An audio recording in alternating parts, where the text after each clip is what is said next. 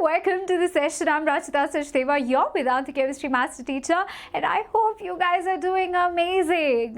So guys, today I have brought atoms and molecules के chapter में से topic atomic masses, atomic symbols and Dalton's atomic theory. So all of these are actually connected to one another. So let's learn together. Let's solve some chemical locha together. Come on guys, chak de fatte.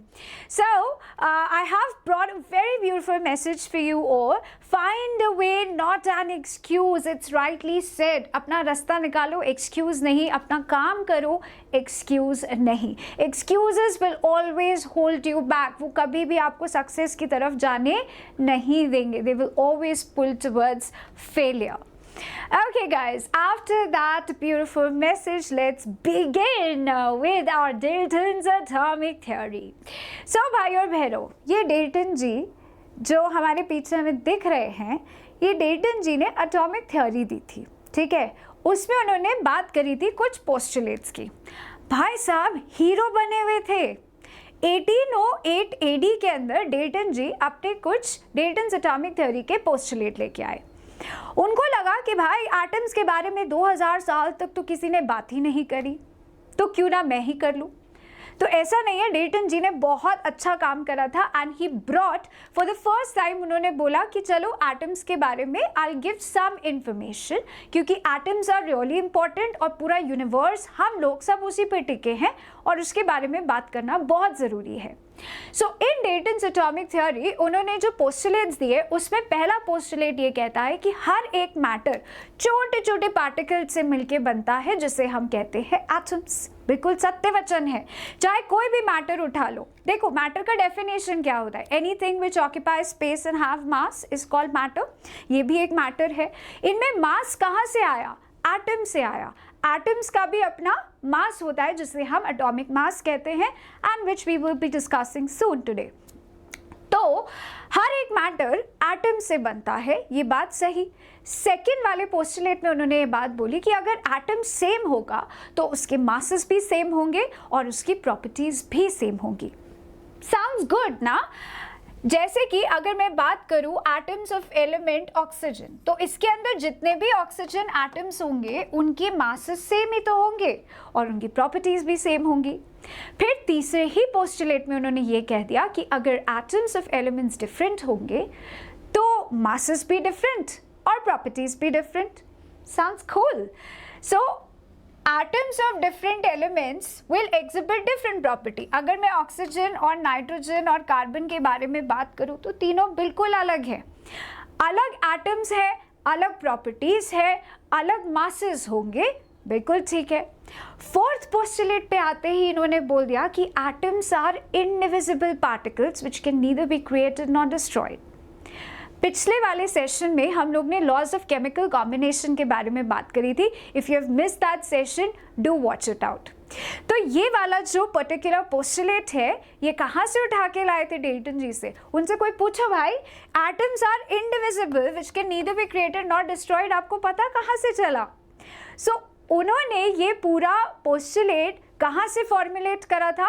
Law of conservation of mass से, जो किसने दिया था? Antony लावेसियर. 1800 के अंदर law of chemical combination आया था जिसमें एक लॉ था law of conservation of mass. तो हमारे एंटनी लावेसियर जी बोल गए थे कि भाई masses are always conserve, neither created not destroyed. तो हमारे डेल्टन जी को लगा कि भाई एटम्स का भी तो मास होता है ना. अगर मास ना कंजर्व हो रहा है ना डिस्ट्रॉय हो रहा है तो इस हिसाब से तो मेरे एटम्स भी ना कभी डिस्ट्रॉय होंगे ना क्रिएट होंगे. तो इसलिए उन्होंने यहाँ पे ये चिपकाया कि atoms are indivisible particles.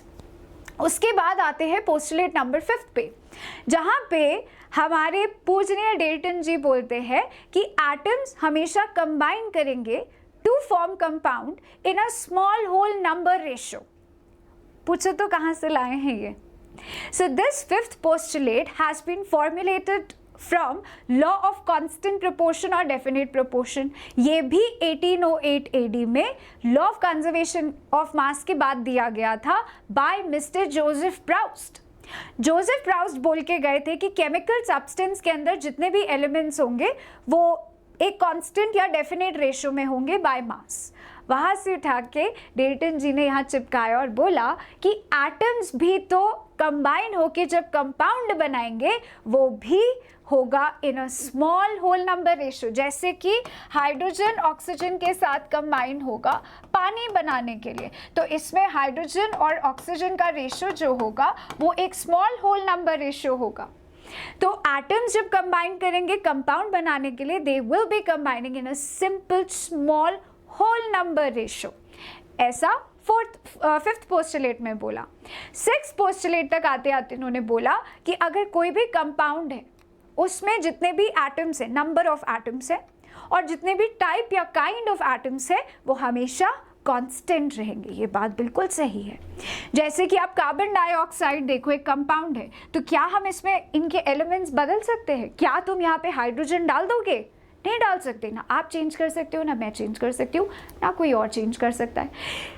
Carbon dioxide में 2 एटम्स ऑफ ऑक्सीजन रहेगा, 1 एटम ऑफ कार्बन रहेगा, no one can change it, it's constant. तो यही तो बोला इन्होंने, बोला कि relative number 2, 1 carbon, kind of atom carbon होगा, ऑक्सीजन होगा, ये कांस्टेंट रहेगा किसी भी कंपाउंड में, चाहे पानी हो, कार्बन डाइऑक्साइड हो, नाइट्रोजन डाइऑक्साइड हो, शुगर हो, दैट इज C12H2211, या ग्लूकोज हो, C6H12O6, या कोई भी कंपाउंड हो, वहां पर आप number of atoms and kind of atoms change नहीं कर सकते, that will always be constant. Now talking about a building block of all the matter, जैसे कि इन्होंने अपने पहले पोस्टुलेट में ये बात कर दी कि हर एक मैटर एटम्स से मिलके बनता है, छोटे छोटे पार्टिकल्स होंगे एटम्स, राइट। तो हर एक मैटर का जो बिल्डिंग ब्लॉक है वो होगा एटम्स। ये आपके 1 मार्क का क्वेश्चन आता है और हाफ मार्क का in paper. The building block of all matters will be atoms. Now how big atoms are? हम लोग बात तो कर रहे हैं tiny tiny particles called atoms, but how big atoms are? So let me tell you guys, atoms को माना जाता है एज अ सर्कल, ठीक है। और एक सर्कल में सेंटर से रेडियस तक, सेंटर से सर्कमफ्रेंस तक के डिस्टेंस को हम कहते हैं रेडियस। तो एटम का जब साइज निकाला जाता है तो उसके रेडियस को ही एटम का साइज माना जाता है, and which is actually calculated in nanometre. Nanometre को इन शॉर्ट क्या लिखते हैं? Small n small m। So radius, या हम बोल ले atomic radii is actually your atomic size, यही आपका atomic size है, and नैनोमीटर में हम इसको मेजर करते हैं। What is the conversion? 1 nanometer is equal to 10 to the power minus 9 metre, और आप इसको कैसे लिख सकते हो? 1 nanometre is equal to 1 upon 10 to the power 9 metre. एक कोई गाल है ना, कुछ भी लिख सकते हो, ऊपर वाला या नीचे वाला एक ही बात है। नाउ क्वेश्चन कैसे पूछ रहा है उस पर डिपेंड करता है, कन्वर्जन्स भी क्वेश्चन में आ सकते हैं, ठीक है। So please note it down. Now कभी किसी ने एटम्स देखे हैं? देखे हैं। क्या ये इमेजिनरी होते हैं? बिल्कुल नहीं। So now with this modern technique, आज हम लोग इतना आगे बढ़ गए हैं, obviously with so much of technology, atoms तो भाई हम देख ही सकते हैं। So now we have a microscope called as STM। STM is called as scanning tunnelling microscope. बहुत बच्चों का क्वेश्चन होता है, मैम एटम्स कैसे देखेंगे? So this is the microscope which helps to see atoms. इसको हम लोग माइक्रोस्कोप में देखकर एक पिक्चर आती है स्क्रीन के ऊपर, और उस स्क्रीन से हम लोग उस पिक्चर को कैप्चर करते हैं। तो जो भी मटेरियल के हमें एटम्स देखने होते हैं, we can see under this particular STM microscope. Okay, now coming on to symbols of atoms. तो देखो, डेल्टन जी का काम अभी यहाँ खत्म नहीं हुआ। डेल्टन जी अभी हवा में थे, हीरो थे। उनको लगा कि यार मैंने पोस्टुलेट्स तो दे दिए, एटम्स के बारे में भी बात करी, तो क्यों ना एटम्स को कैसे सिंबलाइज करना है इसके बारे में भी बात करते हैं। तो हमारे डेल्टन जी निकले हीरो, बड़े हेवी ड्राइवर निकले थे। So what he gave are these symbols. अब पूछो भाई, इनसे कौन याद करेगा इसको? कैसे याद करें इनको? यहाँ पे it looks to me, mercury का सिंबल मुझे आयरन मैन के आर्क रिएक्टर जैसा लग रहा है, ये मुझे उल्टा पीस मर्सिडीज का साइन लग रहा है। बट सर जी, आपको याद रहेगा ये कुछ टाइम बाद, और याद रह भी जाए तो इसको यूज़ कैसे करोगे? Is it convenient to use? Not at all. तो ये बात समझ में आ गई थी कि जो इन्होंने सिंबॉलिक रिप्रेजेंटेशंस दिए हैं ये नहीं काम करेंगे। तो बाद में आते हैं हमारे पूजनीय बर्ज़िलियस जी, जिन्होंने हमें बचाया। इन्होंने कहा कि भाई डेल्टन जी, तुझसे ना हो पाएगा, let me give some simple symbolic representation. भाई इतना कॉम्प्लिकेट काहे कर रहे हो इसको? क्यों नहीं आप नाम में से लेटर्स निकाल लेते हो और उन लेटर्स का ही हम सिंबॉलिक रिप्रेजेंटेशन कर देते? क्या उच्च विचार थे इंसान के। तो यही करा उन्होंने। बोला कि हाइड्रोजन में से H निकाल लो, उसका सिंबल बना दो। हीलियम में से He निकाल लो, उसका सिंबल बन गया। ऑक्सीजन का O सिंबल, सिलिकॉन का Si, कार्बन का C, सिंबॉलिक रिप्रेजेंटेशन सिंपल। बस इसके साथ उन्होंने एक छोटा सा कंडीशन दिया। उन्होंने कहा कि अगर किसी भी लेटर को, दो लेटर्स को अगर आप उठाते हो किसी के नाम में से, तो पहला लेटर हमेशा कैपिटल होगा, followed up with the small letter. बस इतना सा ही कंडीशन दिया। तो हीलियम में कैपिटल H कैपिटल E नहीं आप सिंबल लिख सकते हो, ही नहीं होगा, it will be capital H small e, that will be the symbolic representation of helium. ऐसे ही बहुत सारे सिंबॉलिक रिप्रेजेंटेशंस है, like zinc, Zn capital G and small n। आप capital G capital N show नहीं कर सकते। Similarly for chlorine it will be capital C small l। There are other symbols also given, बहुत सारे symbols हैं and you have to learn at least from 1 to 20। आपको 1 से 20 तक के सिंबॉलिक रिप्रेजेंटेशंस और उनके नाम, एटॉमिक नंबर 1 to 20 याद होने चाहिए। Okay, so hydrogen capital H, helium की बात कर ली, Li is lithium, B for boron, C for carbon, N for nitrogen, O oxygen, F fluorine, Ne for neon, M and G for magnesium, Al for aluminium, Si for silicon and just P for phosphorus and so on and on and on। Bromine का Br हो गया, krypton का Kr, iodine का I, barium का Ba and ये तो सब English नाम थे। इंग्लिश नेम से लेटर उठाए हुए थे, which was very straight forward कि बस ये नाम है, इसमें से लेटर उठा लिया। लेकिन कभी किसी ने सोचा है सोडियम के सिंबल में, सोडियम के नाम में ना Na आता है, ना N आता है, ना A आता है। सिल्वर में ना A आता है, ना G आता है। गोल्ड का सिंबल होता है Au, ना A आता है, ना U आता है। तो ये सिंबल आए कहाँ से? They have actually been derived from Latin name, their Greek names या German names।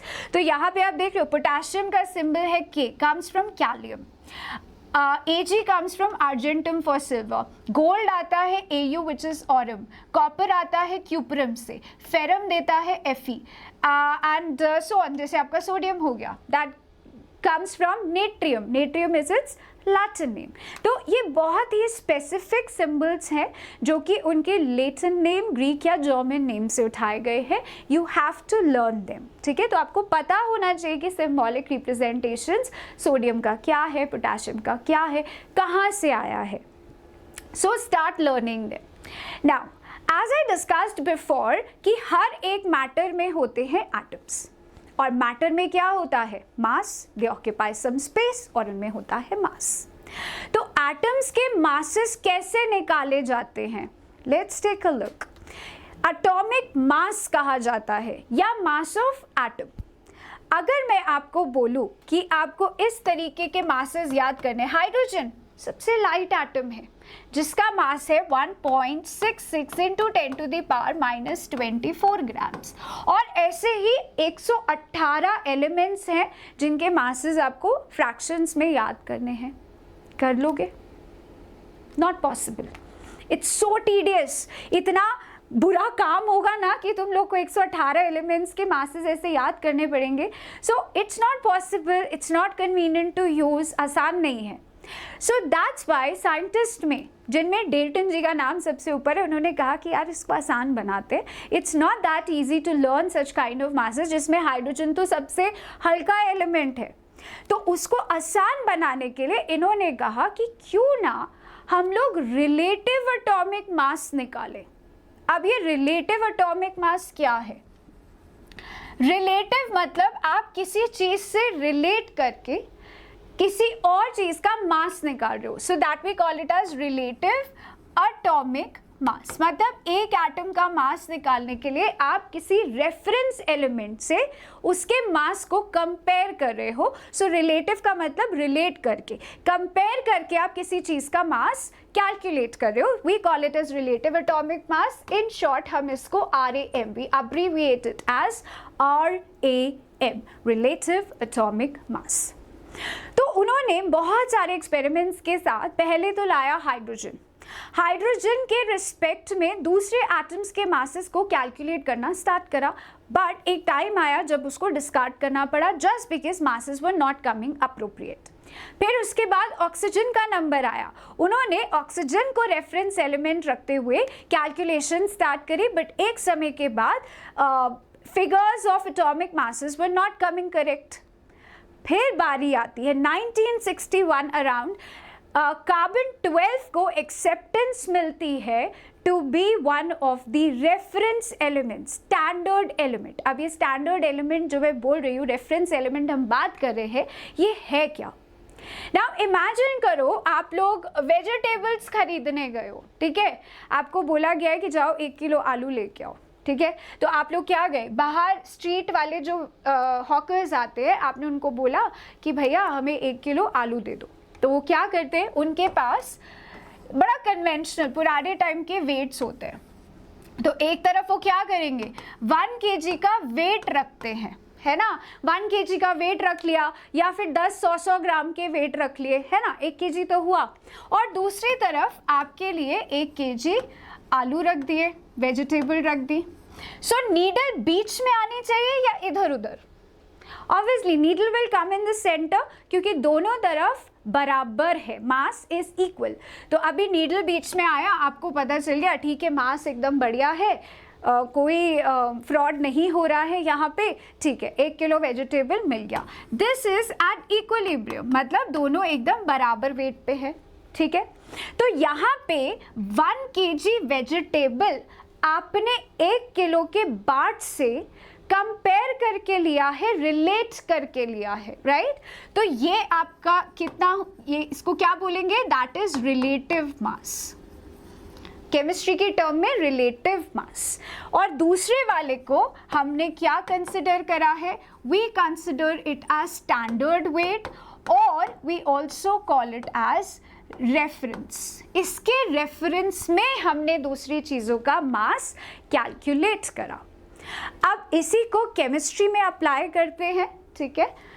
Let's learn it in a simple manner. Chemistry में as I told you, carbon 12 को एक्सेप्टेंस मिली थी as one of the reference element, one of the standard one, ठीक है. अभी यहाँ पे मैंने दोनों तरफ कार्बन 12 रख दिए, तो क्या इन दोनों का वेट बराबर होगा? क्या नीडल बीच में होगा? बिल्कुल होगा, इक्विलिब्रियम, ठीक. नाउ अगर मैंने एक तरफ के कार्बन 12 को डिवाइड कर दिया 12 इक्वल पीसेस में या 12 इक्वल यूनिट्स में, I have divided this in 12 equal units, तो क्या अब भी दोनों तरफ वेट बराबर होगा? क्या अब भी नीडल बीच में रहेगी? बिल्कुल रहेगी. So now still it is at equilibrium, they are both equal. चलो, अब मैंने इन 12 यूनिट्स को, जो एक कार्बन 12 को हमने 12 इक्वल पीसेस में डिवाइड करा है, इन 12 यूनिट्स को I am taking it as standard. इसको मैं स्टैंडर्ड वेट लेकर चल रही हूँ, ठीक है, स्टैंडर्ड लेकर चल रहे. इसको रेफरेंस रखते हुए, इसको रेफरेंस या स्टैंडर्ड रखते हुए दूसरे एटम्स का मास कैसे कैलकुलेट करा गया, लेट्स टेक अ लुक. सो देखो, एग्जाम्पल के तौर पे ऑक्सीजन लेते हैं, ठीक है. एक तरफ हमने ऑक्सीजन रखा, दूसरी तरफ I have 12 units of carbon. हमारे पास 12 यूनिट्स है कार्बन के, लेकिन इस वेट में ऑक्सीजन का जो तरफ है वो भारी पड़ रहा है, और needle is actually on more of oxygen side. तो इससे ये पता चलता है कि बॉस ऑक्सीजन का वेट कार्बन से ज़्यादा है. कितना ज़्यादा है? कैसे करोगे? यहाँ पे आपने एक यूनिट और रखा, थोड़ा सीधा आया, फिर एक यूनिट रखा, फिर थोड़ा सीधा आया, फिर एक और जाके it come in the centre. तो क्या पता चला? 12 में जब आपने कार्बन के 4 यूनिट और मिलाए तब जाके ऑक्सीजन और कार्बन का वेट बराबर आया। तो इसके एवज में, इसके रिस्पेक्ट में रिलेट करते हुए आपने ऑक्सीजन का मास कितना निकाल लिया? 23।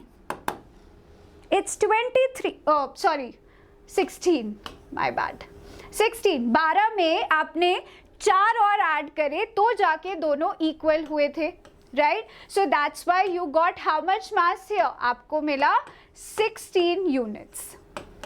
एक और एग्जाम्पल लेते, टेंशन मत दो। हमने एक तरफ सोडियम लिया, ठीक है, एंड एक तरफ वही 12 यूनिट्स लिए हमने कार्बन के, 12 यूनिट्स। इसके रिस्पेक्ट में सोडियम का मास कैलकुलेट करना है, लेकिन देखा गया तो needle is more on sodium side, तो मतलब सोडियम कार्बन से भारी है, ठीक है। तो हमने यहाँ पे और यूनिट्स ऐड करना स्टार्ट करा, और ये यूनिट जब तक 11 नहीं हो गए, हमने 11 यूनिट्स जब तक इसमें ऐड नहीं करे तब तक ये नीडल बीच में नहीं आई। इससे हमें क्या पता चला? मास कितना है? 23 units. This is how masses were calculated for other atoms with respect to, in reference to carbon 12. अब देखो, अगर यहाँ से एक तरफ कार्बन 12 है, दूसरी तरफ 12 यूनिट्स हैं कार्बन के, ठीक है, और इसमें से अगर मैं एक यूनिट उठा लूँ, यहाँ से मैंने एक यूनिट निकाल लिया, तो इस एक यूनिट को हम क्या बोलेंगे? 1 एटॉमिक मास यूनिट। वापस से सुनो, अगर इस 12 यूनिट्स में से एक यूनिट निकाल लिया तो वो एक यूनिट क्या है आपका? 1 एटॉमिक मास यूनिट, 1 AMU, या फिर हम इसको और क्या बोल देते हैं? 1U। तो क्या ये 1U 1/12 पार्ट नहीं है? Isn't it 1/12 part of carbon 12 atom? It is. तो 1U और 1 AMU is 1/12 the mass of 1 atom of carbon 12. ये 12 क्या है? Carbon 12 means mass of carbon which is 12. So 1 atomic mass unit is the mass unit equal to exactly 1/12 the mass of 1 atom of carbon. तो इससे इस पूरी calculation से आपके पास ये एटॉमिक मासेस आते हैं। इसके अलावा भी हैं, but these are some examples of atomic masses. जो आपको 1.66 इंटू 10⁻⁻24 याद करना पड़ता, यहाँ पे इसको सिंप्लीफाई करके कितना दिया? 1U. So using those calculations, we have reached to a point जहाँ पे आपको masses मिलते हैं whole number में, simple figures में, which you can remember very easily. Chlorine को देख के confuse मत होना, इसकी कहानी कुछ और है जिसके बारे में हम किसी और सेशन में बात करेंगे, ठीक है। So यहाँ पे हाइड्रोजन इज 1U, या तो 1U लिख सकते हो या 1 AMU लिख सकते हो, एक ही बात है। पहले AMU यूज़ करा जाता था, फिर आयुपाक ने बोला कि भाई यू यूज़ कर लो, आजकल वैसे ही सब इतना शॉर्टकट चल रहा है, लॉल, फोमो, तो why not we also reduce this. का AMU भी क्यों ही बोलना है उसको जब यू बोल सकते हो। यू का फुल फॉर्म होता है यूनिफाइड मास। जैसे कि नॉर्मली आप केजी में वेट करते हो ना, या ग्राम्स में करते हो, ऐसे यहाँ पे you is a unified mass which is used for relative atomic mass. Normal masses kg grams में करते हैं, but relative atomic masses को हम लोग U as a unit से use करते हैं, which is called as unified mass. So carbon का 12U, hydrogen का 14. I can help you out to remember these. आपको एक ट्रिक बताती हूँ, ठीक है।